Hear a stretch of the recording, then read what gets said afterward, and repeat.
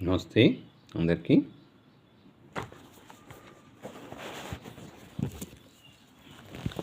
ఇప్పుడు ముకుల ముద్ర చూద్దాం.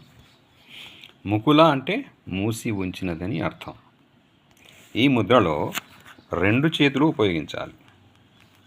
2 చేతుల చూపుడు, మధ్య, ఉంగరపు మరియు చిటికెన వేళ్ళ చివరలను ముడిచి బొటన వేలు చివరితో కలిపి ఉంచి 2 చేతులను వేరువేరుగా ఉంచాలి.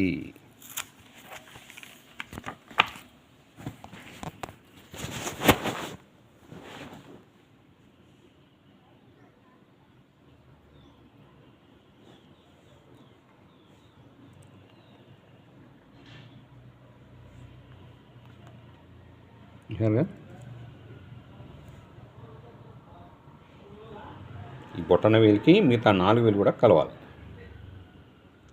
ఆని ఉంచాలి, ఆనాలి ఖచ్చితంగా. 4 వేలు కూడా దీనికి టచ్ కావాలి. టచ్ అయిన తర్వాత దీన్ని ముకుల ముద్ర అంటారు. ఏమంటాడు ముకుల ముద్ర అంటే? ముకుల అంటే మూసి ఉంచినదని అర్థం. ఈ ముద్రలో 2 చేతులు ఉపయోగించాలి.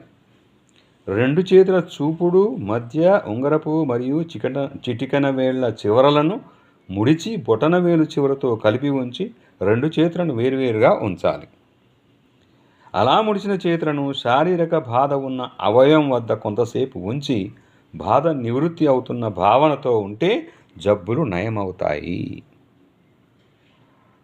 ఉదాహరణకు కాలేయం అంటే లివర్, ఉదరము ప్యాంక్రియాస్ అంటే క్లోమము, స్ప్లీన్ అంటే ప్లీహం,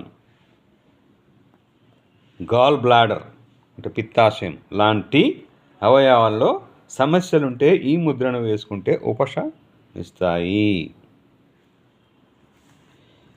ఈ ముకుల ముద్రలోని చేతివేళ్ల అమరిక వల్ల వేళ్ల చివరల్లో శక్తి కేంద్రీకృతమై బాధ ఉన్న అవయవం వద్ద చేతులను ఉంచినప్పుడు ఆ శక్తి ఆ అవయవానికి ప్రసరింపబడుతుంది.